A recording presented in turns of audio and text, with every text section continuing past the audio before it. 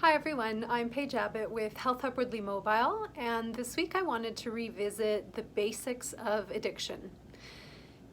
As we advance in science, knowledge, we still seem to get caught up on some stereotypes around addiction, specifically that addiction is about bad behavior, it's about the behavior itself, it's about choice, and it's about will or willpower. None of these is true. What we know about addiction is that it is a brain disease.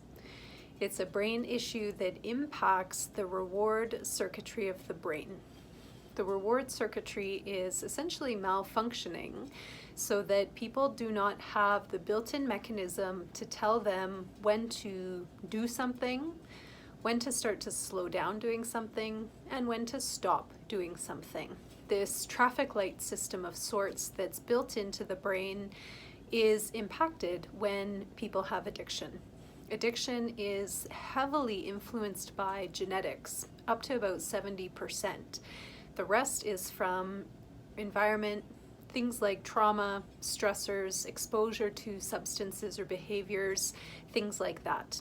That's also another misunderstanding out there, with a lot of people thinking that things like trauma or adverse childhood experiences or exposure or use of certain substances is what causes addiction.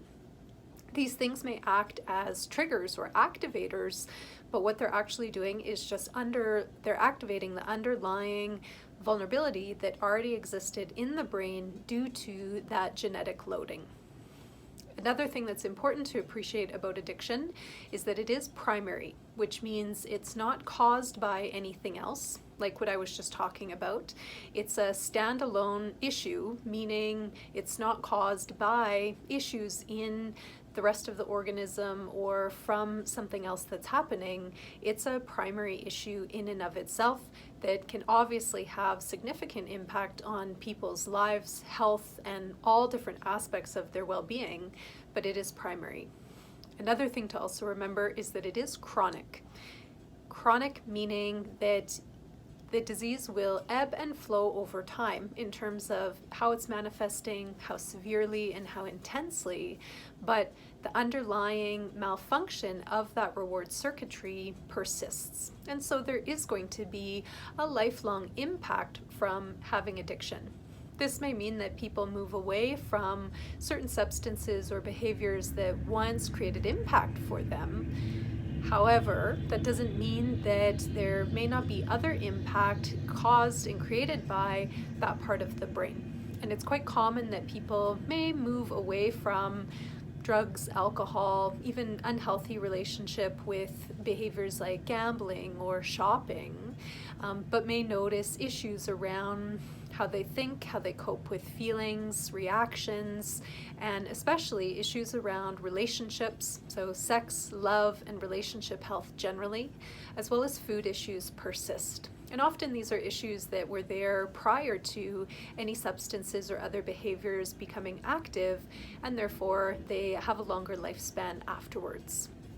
So the long and the short of it is that if you identify having addiction, then it will be important that you continue to engage in chronic continuing care to mitigate and to manage the symptoms of the disease. There are periods of relapse. This does not necessarily mean relapsing with substances or behaviors that you've moved away from, but it may mean a flare-up in unhealthy thinking or unhealthy reacting, or feeling more obsessive or compulsive, triggered. There's flare-ups can exist in a variety of different ways and in a variety of intensities. There's also periods of remission. Now, in a disease context, relapse and remission in this case doesn't mean that the disease has gone away. It's still important to engage in that chronic continuing care to help mitigate, but it does mean that that overt, obvious relapse and flare-up has quieted down. So it usually at that point is easier for people to engage in recovery action, to see things with more clarity, to think more clearly, and usually people will describe feeling much more connected to themselves, much more grounded and much more centered.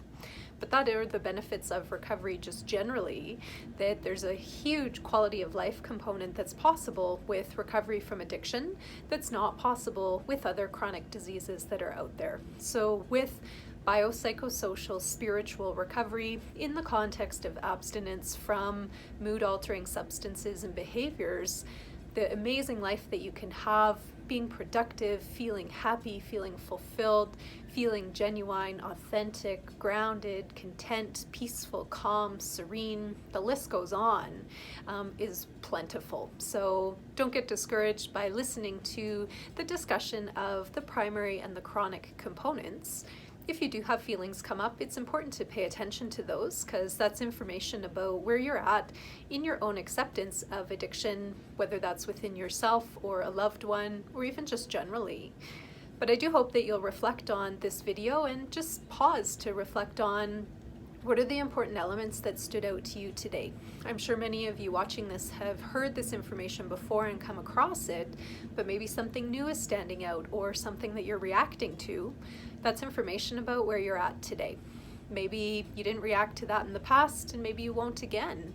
But now is a point of exploration to see where you're at in your own journey of health, wellness, acceptance, and recovery.